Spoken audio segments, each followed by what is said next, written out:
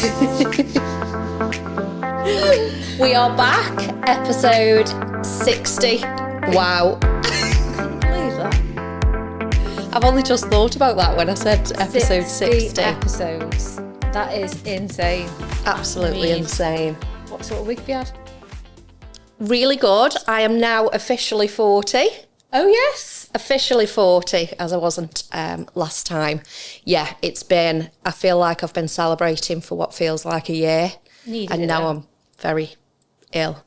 But yeah, it's been really nice. I think it's been nice to sort of do things with different people and sort of just spread it all out. Had a little party, went to the spa, we went to Knutsford. Absolutely. We didn't meet our husbands. No, we didn't, unfortunately. We thought we were. That's what we were saying in the car, weren't we, on the way there? Absolutely. We're going to meet our future husband. So yeah, and then hopefully by the time this comes out, I might be in the house. I should think so. I really, really should hope so. I've been on a mattress on the floor for 3 weeks now. My back. Good. Oh, I know. So yeah, so that's exciting. Really for exciting. me. And do you know what? I've had it's been half term. Let's talk about half term. Oh yeah. I have loved having some downtime with the boys. You've not actually done that much, have you? You've done very much like... I think it's important with our children that we don't overconsume them. Yeah. Like, it's okay for children to be bored. It's okay for you to just be at home with your children. They just want you. They just want your connection. Yeah. So for me, it's like, they were shattered. So we had loads of downtime. Jake's friends stopped. Yeah, it was really, really nice. So, but back to... Love routine, though. Yeah. I love routine. I think the kids do as well. Yeah. I think the kids do. Theo's been like really bored. I mean, Freddie's working, so he just gets up and goes. But yeah, Theo's just not, he's just been bored. But I think you've got to just sort of lead by them as well, rather than thinking, right, we need to do this today, this today, this today. Just wake up and see how they feel, because you said like Oliver was just like, I just don't want to do. Slow mornings are so important. I always think, what would you want your child to do as an adult? If you overconsume them, teach them that you have to keep going. When they grow up, that's what they'll keep doing. And they're not listening to themselves. Like Oliver said to me, I'm shattered. Yeah. So, like, I need to listen to that. Yeah. So, yeah, here's to half term, but here's to routine. Absolutely. So, let's go inwards. Let's go on the healing journey. So, I'm going to read this by Simon Alexandro. And it's... Honestly, let's just listen. Come on. The most important conversation you'll ever have is the one with yourself every day, because that voice, the one no one else hears, shapes everything you do. It decides whether you give up or keep going, and whether you shrink or rise when faced with challenges and setbacks. You can speak to yourself in ways that drain your energy or in ways that give you energy. You can be your own critic or your greatest source of encouragement. You can let fear narrate your story, or you can let faith do the talking. Truth is, your outer world is a reflection of your inner dialogue. So pay attention to the words you use when talking to yourself, because the moment you change that inner conversation, everything around you begins to change. I want to talk about that because I think there's so much to be said about the way we talk to ourselves. Yeah. And I'm my own worst inner critic. But I've had to really change my inner dialogue. Yeah. And the way we talk to ourselves is what we become. What we become, what our outer world is, that's the reality. Yeah. And I'm like, I've got to be kind to myself. Yeah. Are you kind to yourself? Yeah, I am, to be honest. Are you? Yeah. I think we said this morning, the more you heal, the more you just don't allow things that don't align into your life. Like for me, I don't know, I'm just my boundaries are really high at the minute. I'm just not, if something's not aligning, I'm just not putting my energy into it. And I think that's really important. But for me as well, because if I don't want to do something that makes me feel shit. Yeah. So I'm not going to do it. And I think that you then attract the right sort of energy that you want, because you're not allowing it in. You're not allowing it in, but I think we always have to come back to ourselves and come home to ourselves and understanding ourselves, the conversation, let's get back to them conversations that we're brought up with. We're brought up to stay small. We're brought up to be quiet. We're brought up to, as women, to not take up space. So when we're talking about the conversations that we have with ourselves, especially like for me is, you know, it's like, especially if you're stepping outside your comfort zone, stepping outside that box where I've lived for so long, and as soon as I step outside of that, the conversations are really strong that you must get back to where you feel safe. And actually, it's like, for me, is rewiring my little brain to have nice conversations, that it's okay to be seen, it's okay, you're safe to be all these things, to step in the fullest version of yourself. Because I feel like in society, growing up as a little girl, and girls these days as well, is you're told to be a certain way. And so, here's to that. And you know what? I think, so just on that, have you heard Lily Allen's new album? No, so you did? Honestly, it's so good.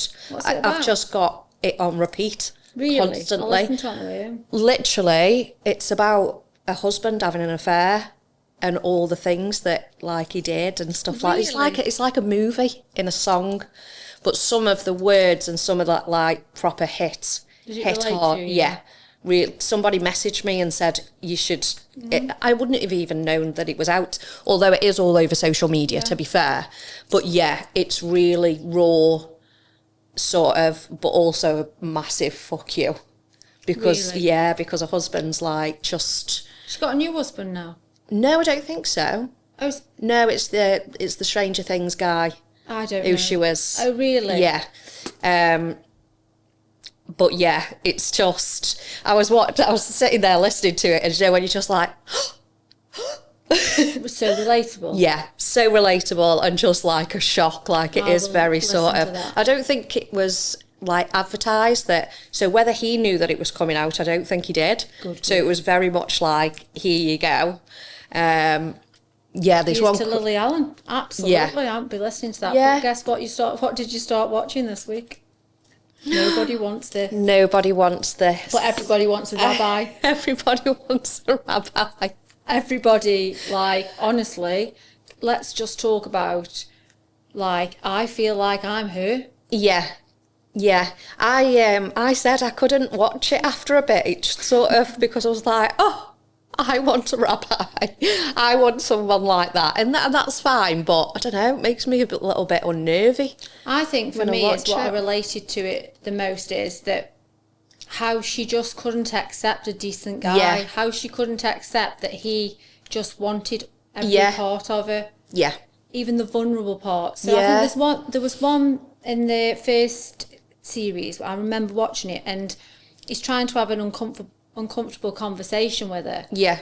And she can't even look at him. Yeah, she has to turn around. She has to turn around because she thinks that when she's like that. Yeah.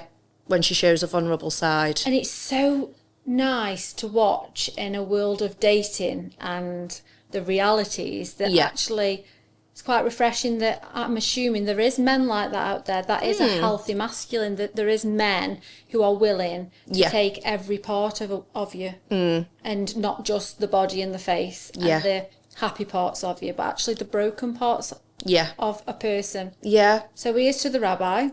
Yeah. Really good. I think secretly he's going to be my husband. The actual one in that. Yeah. He just doesn't know it yet. It's on my vision board. He is. A picture of him. What's his name? He's out of the OC, isn't he? I don't care what his name is, but just him. Yeah, it's a vibe. It is really nice. But I think I need that to see that, watch that, to understand what I want and what it should be. Yeah. What a healthy masculine is, a man who's there for all of you and not just parts of you. Yeah. And he's emotionally available. Yeah. I think that might lead into the dating world. Oh, has it changed since the last time? I was thinking this morning, right, we need an update on the dating thing. If people saw our conversations, because it goes from, we are knee deep in we are knee deep in dating, and then it goes, So for it's not for me. No, it's not for me within like a week. I think that's the realities of just dating. I mean, Rufus said earlier, dating in your 40s, said Rufus, hold on, I'm not even in my 40s yet, so behave. So I think for me, I want to talk about the parts of dating are where dating triggers the hell out of me. Yeah. Because I'm leaning into parts of me that are really still vulnerable, still hurting. So yes, dating is absolutely fantastic. But when you're looking to meet somebody to spend your life with, because that's dating intentionally. Intentionally, the dynamics change. Yeah. I don't like the dynamics changing. Yeah. Because then you're almost like feeling quite vulnerable in that as well, because you know, when you've been hurt, when you've, you know, been with somebody for such a long time, it's hard to let somebody back in. Yeah. What are this person's intentions like? And I've found myself being triggered, and it's okay. It's okay. Like, I saw something the other day that said, because I say a lot that I'm not dating. Yeah. And I think that when I'm not dating, it's protecting myself. Yeah. And I saw a quote about that. Yeah. So I'm putting myself in dating, but I'm finding myself really facing some of my wounds, some of my really vulnerable parts. And I know that the right man will be okay with my vulnerable parts, will be okay with my broken parts. So you're not dating. So you're dating, but you're not dating. I'm kind of like in that. a space where I feel like I need to, because I need to lean into these parts. Yeah. And we said as well, like, sometimes, I know, you know, like when you're on your healing journey, I don't think you will ever heal. Like, for me, I know that I would never, and there will be times where I'm triggered. But I think sometimes it's also good to recognise that sometimes it isn't us, that there is a reason why it's like, oh, I'm triggered. Why am I triggered? Actually, that person just isn't for you. And that's okay. It's not always like, oh, this is a me issue. It's not them. It's not. Sometimes it isn't. That isn't the case. And it's acknowledging. Yeah, you can't always blame yourself, as long as you acknowledge when it is. For me, again, 2 weeks is big change. Big change. Big change. I'm just not. I was dating someone, the funny guy, and he's just funny and lovely, but it's just not for me. You know, that sort of more sort of sexual connection and connection. We just didn't have that. Well, I didn't anyway. So for me, snip, snip. Because, you know, when something just doesn't sit right in your stomach, you just know that something's off. And he's not a bad person, he's just not for me. Can we talk about that? Listening to yourself. Yeah. Because I think that's another important part of what I've learned on my journey. Yeah. And I'm sure you have, as you've just said, is actually trusting yourself. Yeah. Trusting your gut instinct. Yeah. Because it's always talking to you. And I think, again, growing up, you're not taught these things. Actually, like, your body will tell you what's going on before you even know. Do you know what I mean? Like, trusting that gut instinct, trusting your intuition, especially in dating, is really important. Really important. I think, like, coming out of the marriage and jumping into dating, I'd just be like, oh, well, it'll be fine. Like, let's just see. Or let's just see. Oh, that's a red flag. Let's just see. Let's just see. Whereas now... How red could it get? Yeah. Let's see how red it can get. Whereas now, I think it's massively important, because what I find is the more that you ignore it, the harder it gets.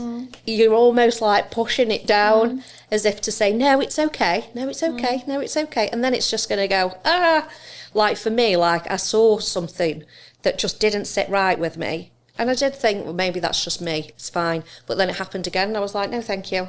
It's just not, you just don't do it. But like I say, he's lovely and we're still friends, and I think that is probably where we're at. So for me with dating, I'm kind of dating open to dating, but not actively. I'm not on the apps. I just can't be. You've got a lot going on as well. Yeah. You're moving, you're turning 40. It's just down here at the minute. I mean, I'm just hoping that I keep saying it, don't I? just want to meet somebody naturally. I don't know why I keep seeing this thing where this woman's going, just going to meet my husband naturally, and she's sitting there with a brew, with a face mask on in bed.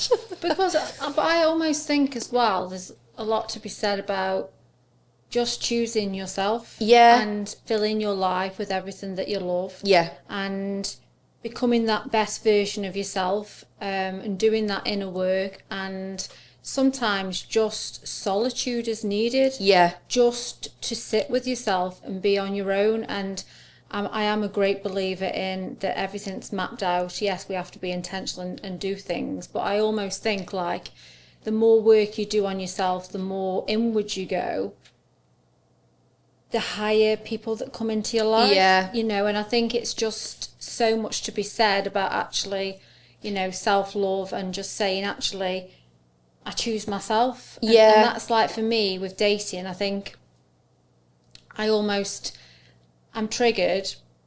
So then I know there's work still to be done. And that's why I can still date, but behind the scenes of that, I'm still knee deep in working on myself, because I refuse to let, again, my blueprint of life, my wounds, not allow me to have the relationship that I want and the life that I want. And I think my advice to anybody is honestly, just choose yourself. Yeah.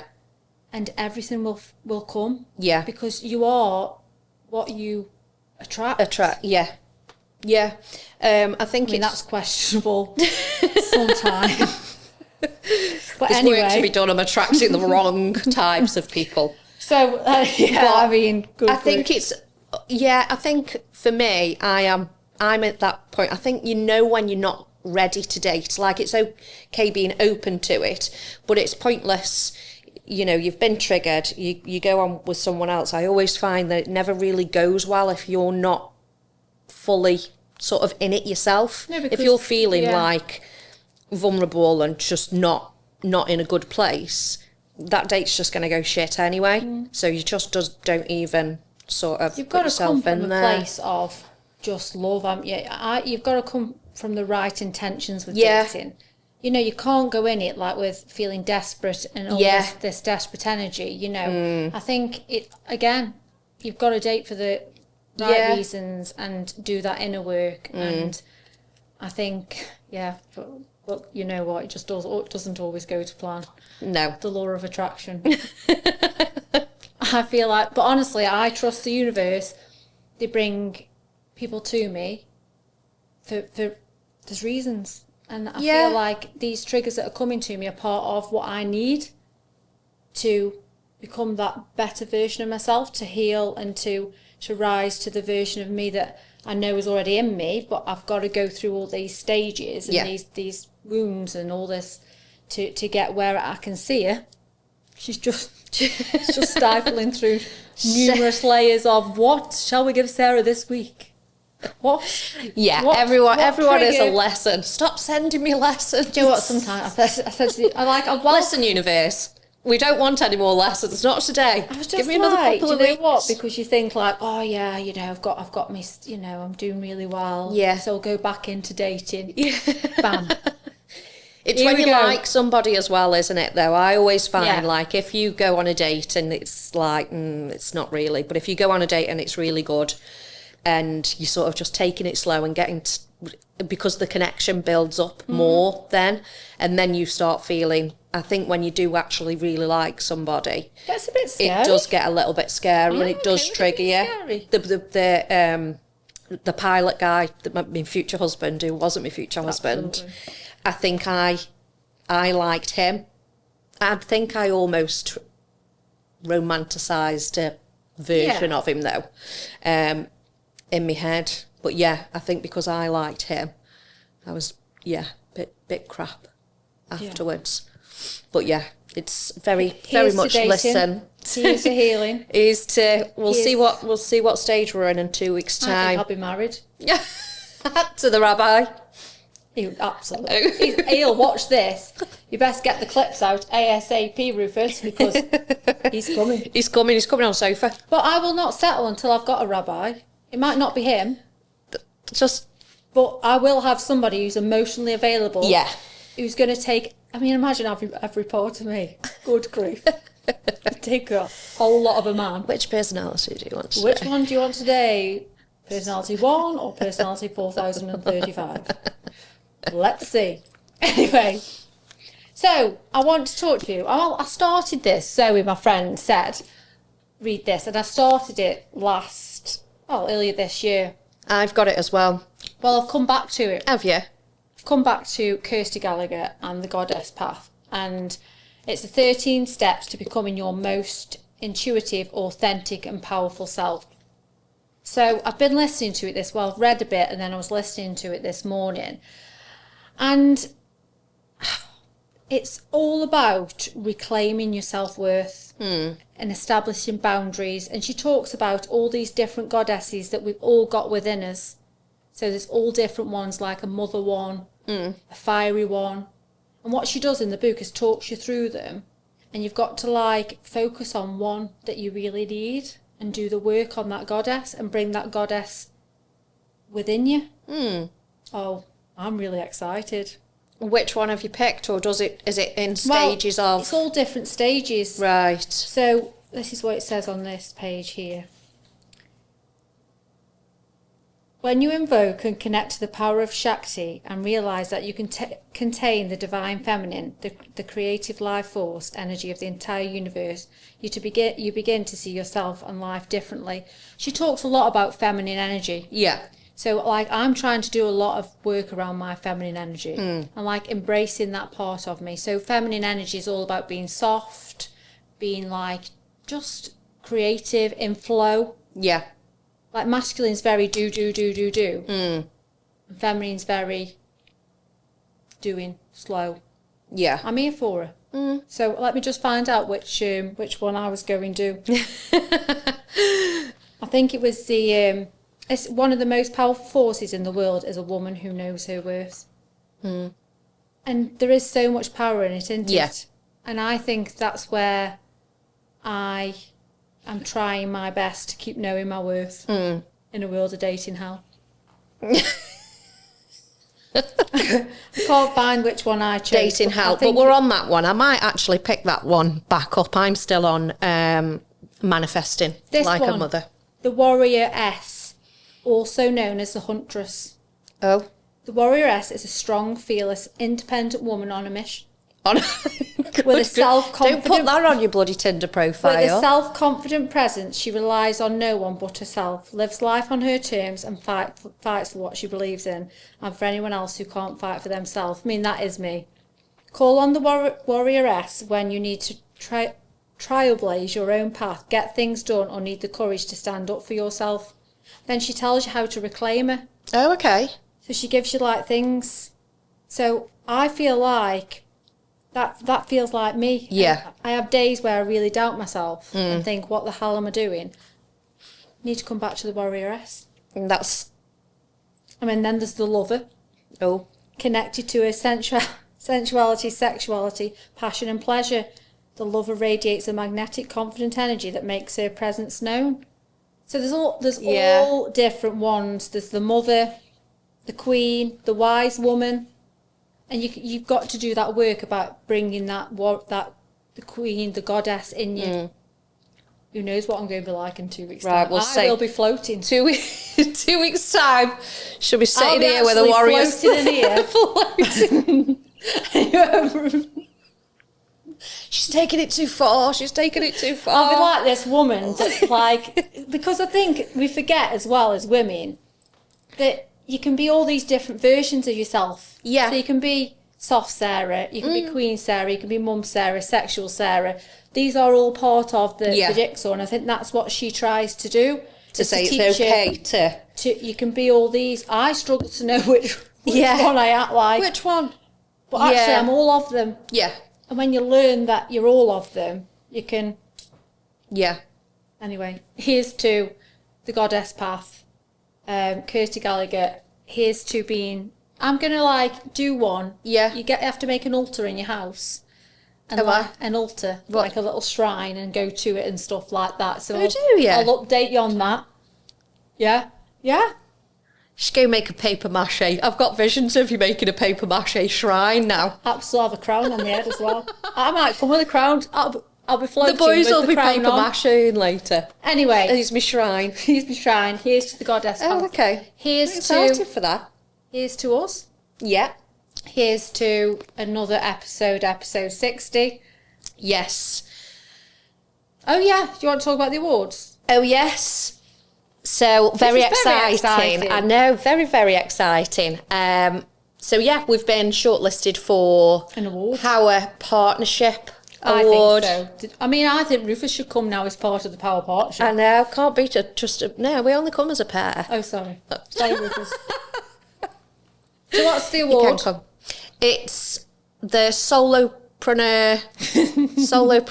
I'm not very good at saying entrepreneur, to be honest. Yeah, Awards. Solopreneur Awards. And I Yeah. think that's actually proof of our hard work. Yeah. And actually things to come for the 4 o'clock club and how far we've come as women. Yeah. And I think it's really exciting.